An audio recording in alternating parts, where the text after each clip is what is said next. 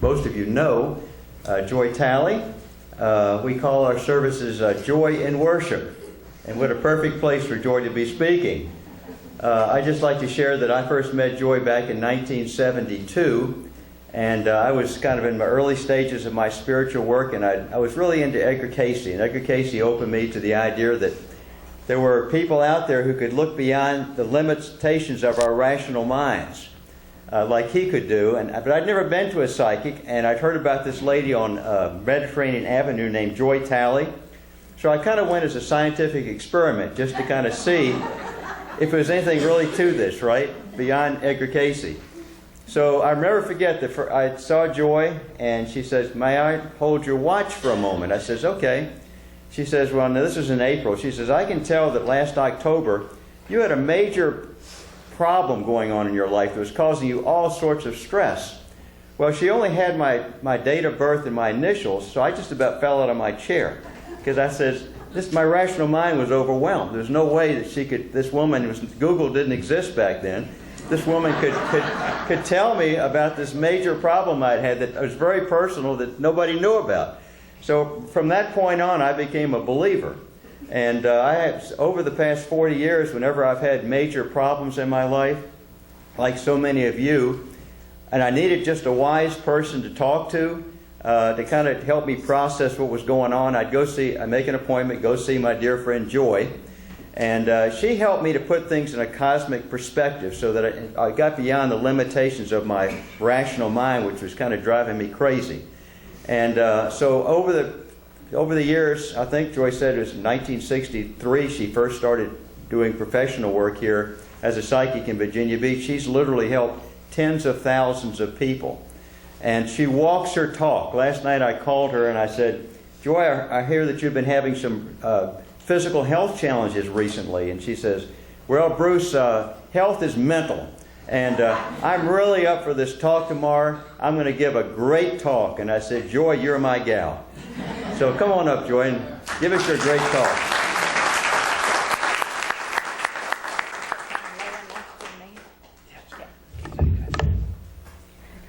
I'm real excited to be here, and I was going to start this talk differently.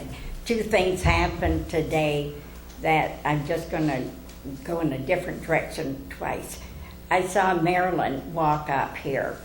God makes people like turtles and racehorses. If you notice Marilyn, she's a racehorse. She just charges ahead. And the way life works is that racehorses keep encountering turtles. Turtles are people that plod along, but they have to stick their neck out in order to move forward. Now, a racehorse can marry a turtle because a racehorse can write a book, do their exercises, paint the house while they're waiting for the turtle. But God also makes people like larks and owls. And a lark is a person that doesn't want to go to bed at night, and the lark is an early riser.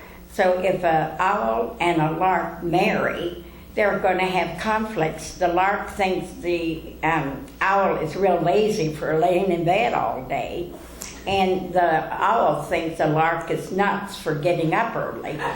So if you're a lark or an owl, don't marry. Yeah.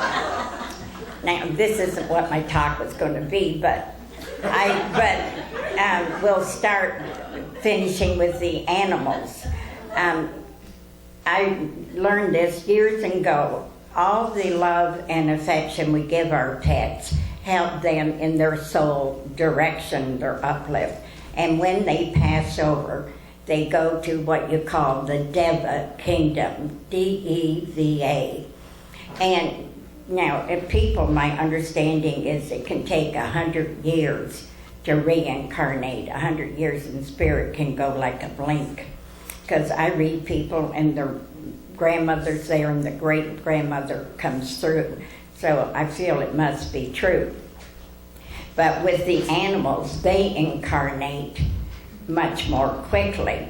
And I have read people where they lost a real special pet and they got that same soul back in another pet, and they could tell by the mannerisms and everything. I also have learned if you're solely a cat lover, did you know most cat lovers do not have children? Dog lovers do. And dog and cat lovers can have children, but generally, cats are very independent. When they rub against you, they're not rubbing you, they're rubbing themselves. I mean, it's a good thing to think about. But what my talk, this isn't my talk. I'm going to start my talk now. My talk is last July. I had a pacemaker put in, and it started me thinking about getting an emotional divorce from myself and permission to be happy. And so I went back, and this has been a slow, painful, upsetting journey. It's been like a roller coaster, up and down. And I believe that the mind is the healer, and all my health problems have been caused from my selfish or whatever. And when my mother was 66 years old, she died of a stroke and a heart attack. I was 40, and I took on her symptoms, went to the doctor, and was diagnosed with a heart condition. Well, I was real crazy for a while, but I finally got out of it and took hold of my life. When my dad was 83, and I'm 83 on the 6th of February, he had an automobile accident and had to quit working. He worked all his life. It was his life. And I didn't realize this till I went through this inner process. But I was getting, sick, mentally sick. And so I thought I'd better go back into the process of my mind and find out just what's going on with myself. I have this friend, Richard. He eats dark. Love talking about Richard. He likes me to keep my mouth shut. But whatever. But he eats dark chocolate every day. I don't like chocolate, and I never ever did. But I got starting to think about, where did this, when my husband was alive, he'd get a chocolate shake, I'd get a vanilla one. We were always opposites. And I went back in my memory, and this scene came up. I was about 5 years old. I went down to this corner grocery store, and this is in Canada, and they had this candy called Hard Hat. It was hard caramel filled with caramel and dipped in chocolate. I stole 3 of them. And I stole this candy, and I went home and hid in a dark closet, eating the chocolate.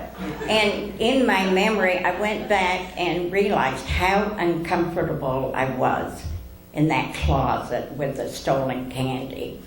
And I just feel since then, I guess I related chocolate to stealing, and I didn't go and do that anymore. And so now I don't know if I'll ever eat chocolate, but at least I know the cause and the effect. And my husband, I never saw him. When he died, my granddaughter got on a chair and she went up in the cabinet. She brought out 41 large Hershey dark chocolate bars. And I never knew they were there. I mean, it was high, I could never reach it. But anyway, we all laughed about it. He took it somewhere. But he would always wait till I went upstairs to go to bed before he ate it.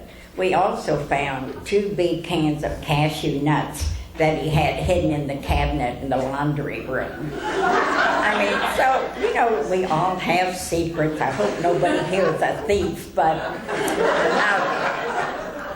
through all of this process, our body talks to us. If your stomach is nervous and tied up in knots, it's the God in you saying you're doing something you can't stomach. If it's warm and comfortable, you're doing something right. Headaches are caused from thinking one way and acting another way. If you get a sore throat, you're choking back your words or your feelings. And if we can just stop and ask ourselves, what is the message God's giving us? Problems are always habits. If you choose a negative habit, you're always going to pay the price.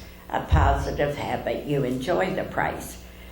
Like with alcoholism, there's 3 solutions. You sober up, you get locked up, or you get covered up. Over the years, I've always had a fight with my weight. And I know that frustration and refrigeration sound similar. We call people by food names: sweetie, sugar, honey, honey bun, pumpkin. That person's a shrimp, that person's a string bean. I'm going to bring home the bacon, I'm going to bring home the dough. If you crave crunchy foods, you're blocking anger. If you crave sweets, you're holding hands with food instead of with a lover. It's a substitute. Lonely people so often medicate with food. You know, they'll go in their bedroom with a container of ice cream and just, well, whatever. Anyway, going through all of this process, I finally, at almost 83, I got a handle on it. And I'm doing juicing, and I'm getting healthier, and I've lost 13 pounds, 14 pounds. So we are what we think, we are what we act, and other people are never our problems, it's our reactions to them. But through all this process of interchanging, my readings have changed. I read this woman, and you know, suicide is devastating. And her son came home from Afghanistan, somewhere, 32 years old, and he was living with her. And he just had such darkness in his brain. And he said, I see the faces of the people I killed in Afghanistan. Some of them were children. And he said he remembered this one face, and the boy had a grenade in his hand. And he knew that it was either him or the boy. And so he shot the boy and the boy I'm sure would have been blown up with a grenade anyway. But he committed suicide.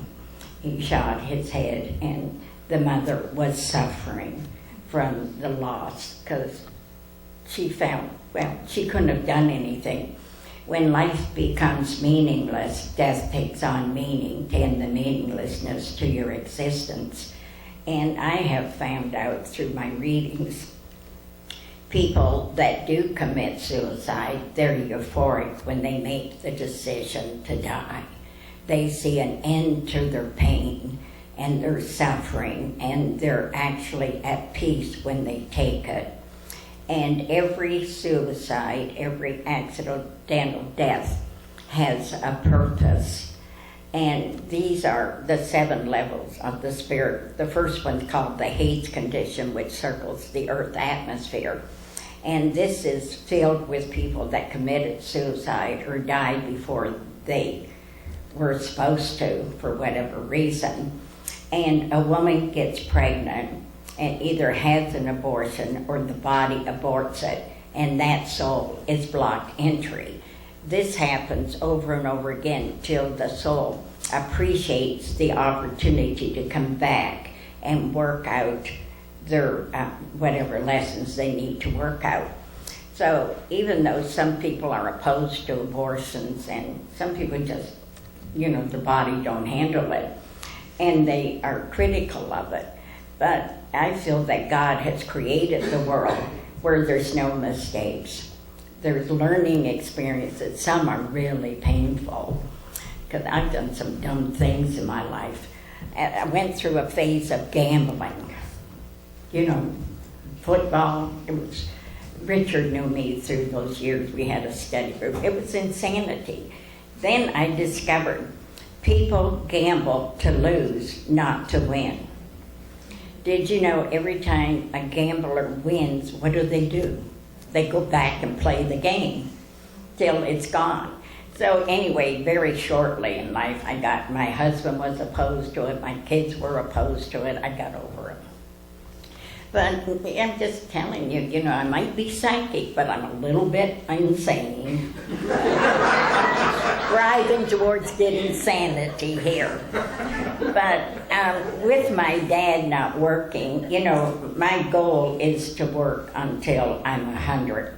And then going through all this process, I'm going to beat this, whatever it is, and get my blood pressure under control.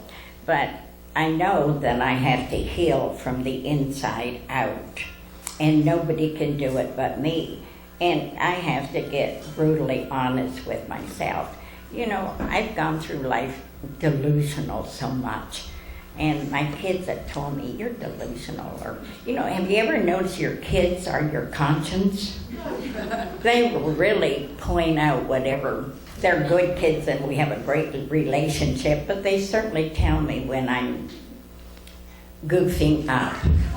And my daughter said, now, you know, you're talking and you're going all off in 12 different directions. Don't do that in your talk. Well, lots of luck.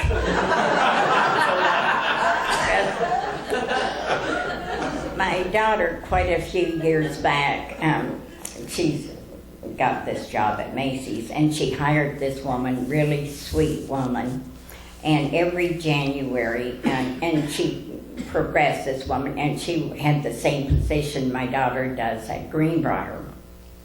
They have inventory in January, and they have to work 2 nights all night long. And on Saturday night, the woman never showed up for work, and they called the husband. The husband thought she went to work, didn't know. Finally, he traced her through her credit card. She had checked into a hotel room.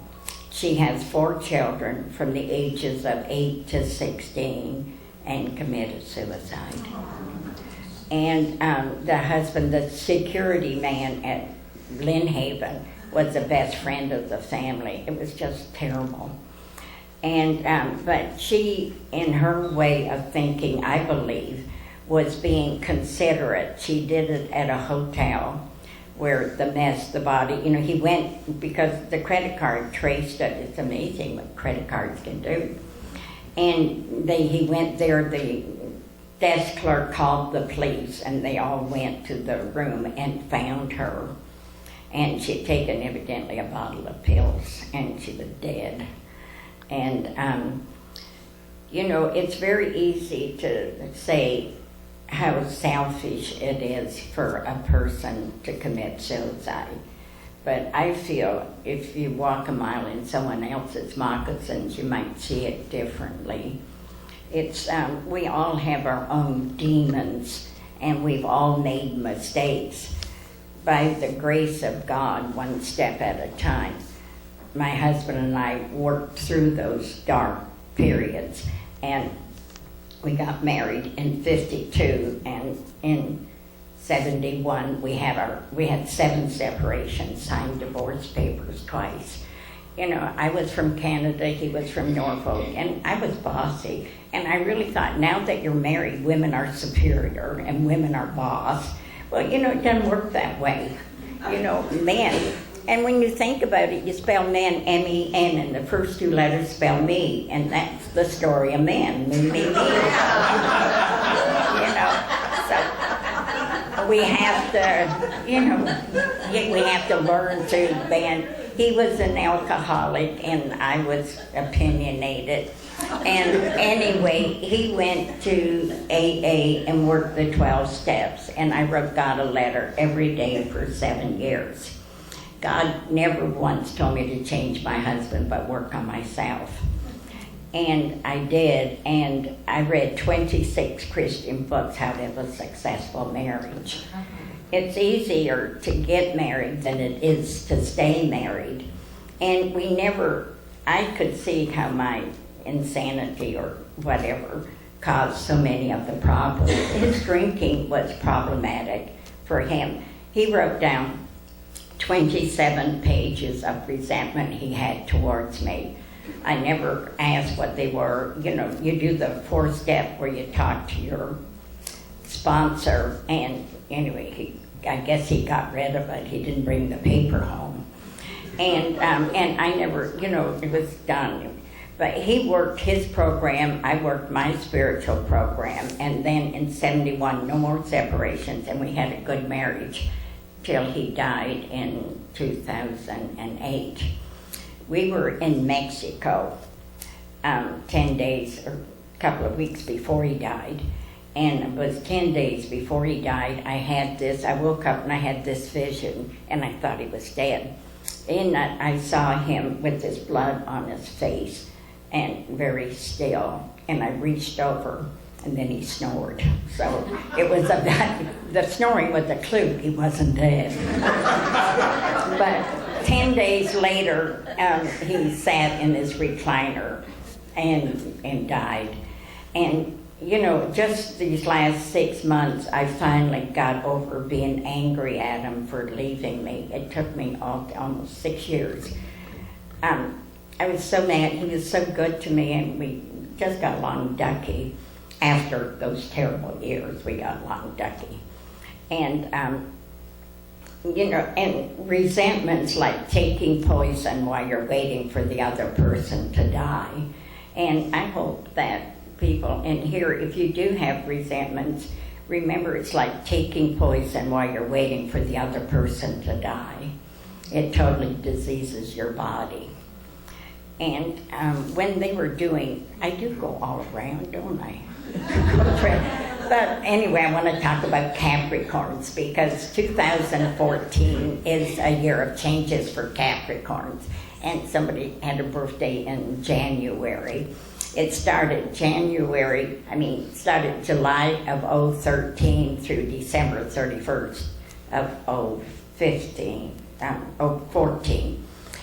But somebody had a birthday January 23rd. So this person will have a change in 14 and in 15. And change doesn't mean loss, it just means something different. So if you welcome a change, you call it variety, and you enjoy it. If you resist a change, you call it tragedy, and you suffer. Same change. So we have to work on getting rid of our stinking thinking and getting an attitude of gratitude. And these last 7 months, believe me, I was an expert on stinking thinking. And so getting a divorce, you look at your past and you see the mistakes you make, and they're learning, growing experiences. I don't know that I believe you have to have pain in order to have gain, but it certainly seems when we do have painful, when we're really hurt. In my readings, since I've been going through this,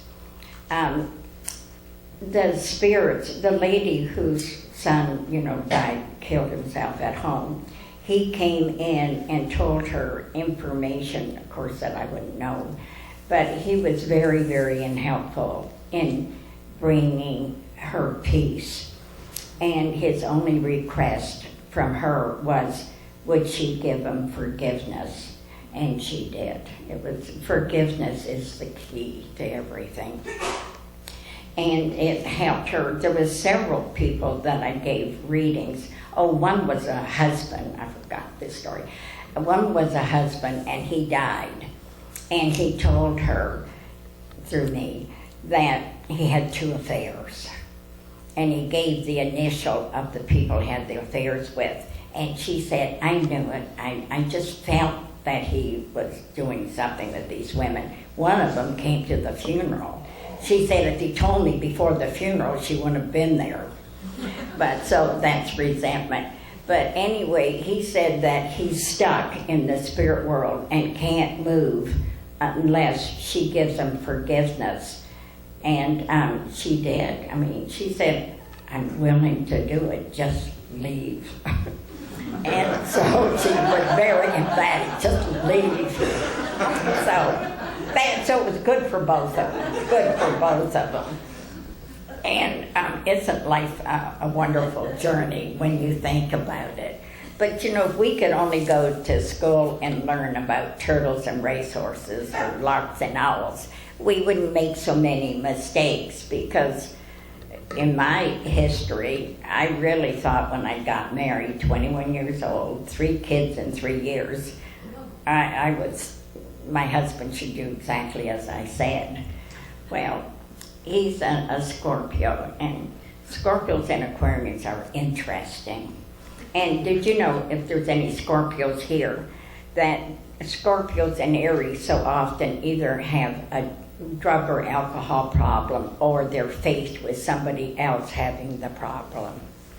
And they're not problems, they're challenges, because I feel the people that cause us the most pain or suffering or conflict are, by looking inside, we can look inside to see, why am I reacting this way? Nobody has the power to hurt us without our permission. And if you can mentally picture this demonstration, which is, if you can see me handing you a gift and you refuse the gift. So I ask the person, who does the gift belong to? Which is me. And so if somebody's angry at you and you refuse their anger, it belongs to them. So that gives you the power to have a good day or a bad day. Do you know how many people are unhappy going to work? And there are people at work that frustrate them or irritate them, and everybody's normal for themselves. I'm blessed. I've never had a day, not one day I didn't want to go to work. Matter of fact, this is how nuts I am.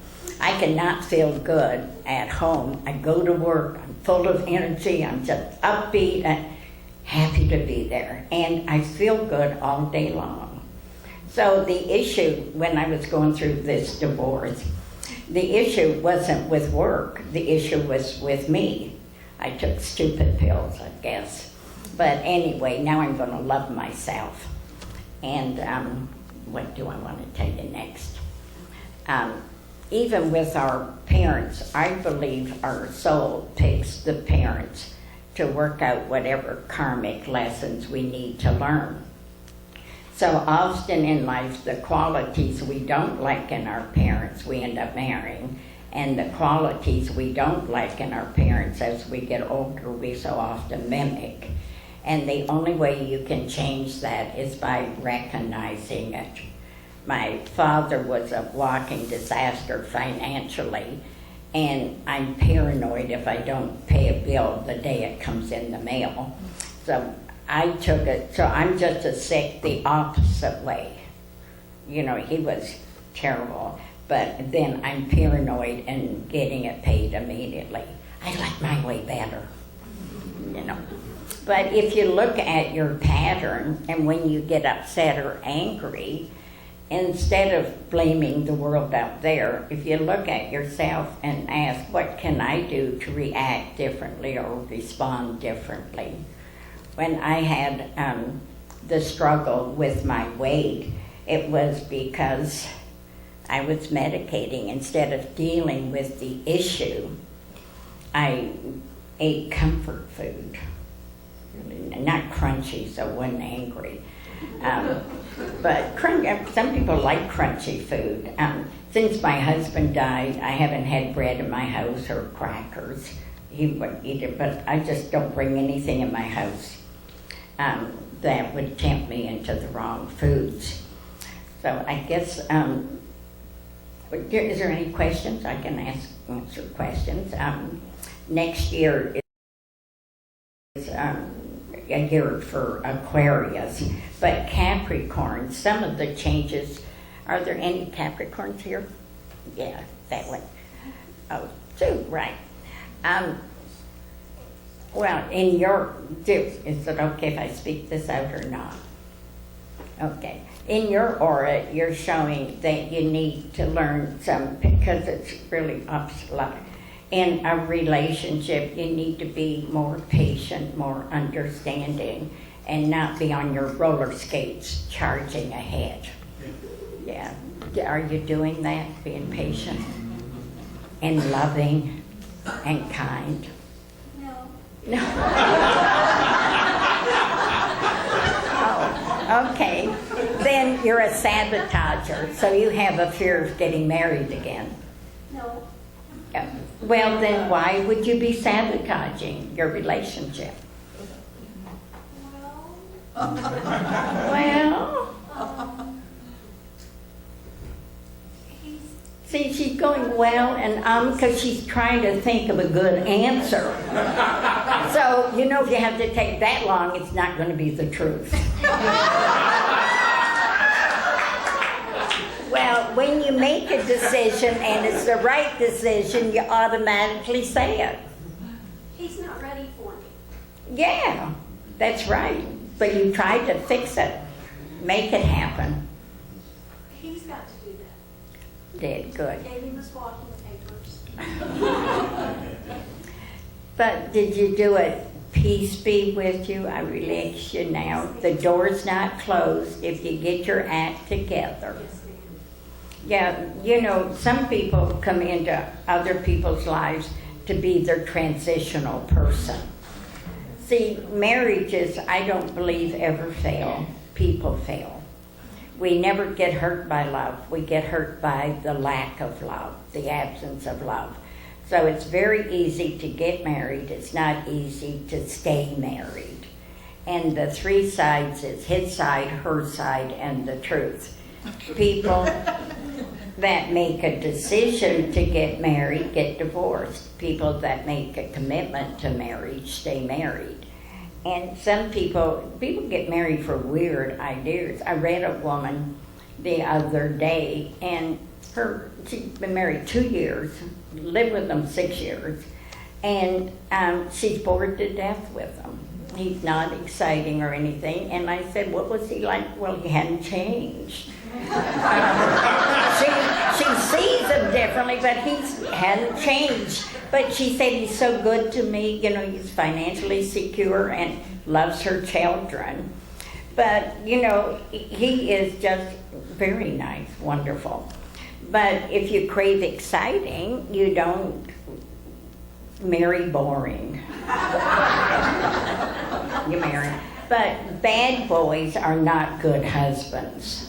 Bad boys like to chase the women, do whatever, and some women habitually are always attracted to bad boys. I guess it hurts so good they want to hang on to it. It's amazing what we do to ourselves. And but I do feel even if a relationship doesn't work, the people that causes the most pain are our teachers. They teach us when we have to change and get a checkup from the neck up to see if we have hardening of the attitudes. Because it's very easy to do that. And I feel that if you want a bad boy as a husband, he's going to be a player like he was when you dated him. He's going to not tell the truth, and he won't be reliable financially. That's the way they are. And there are men in here, and I'm sure every man here is an exception to what I just said. We're going to believe that anyway, whatever. But with the change for Capricorns, depending on what age you are, every age is different. So if you're 30 years old, you go through a period of self-inventory, thinking about, am I in the right career? If you're single, will I ever get married? Will I have kids or not? Now when men turn 50, that's a biggie. They go through self-analysis. I'm 50 years old. The chances are I won't live 50 more years. Am I in the profession I'm happy with? Am I putting enough money for retirement? Am I a walking heart attack waiting to happen? A lot of men really at 50 worry about their health. And some women at 50 do.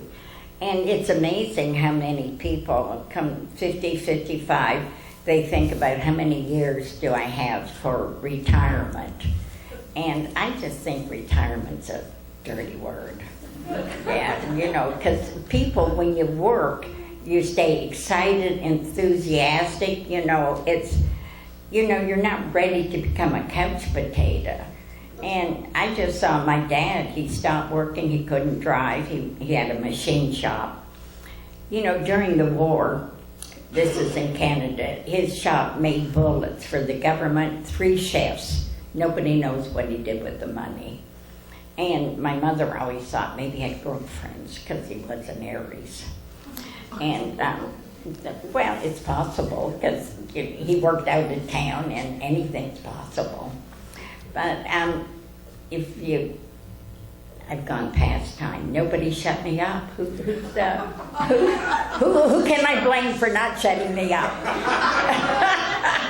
Oh, it's you. Okay, it's your fault I talked over. But it was a pleasure talking. Thank you.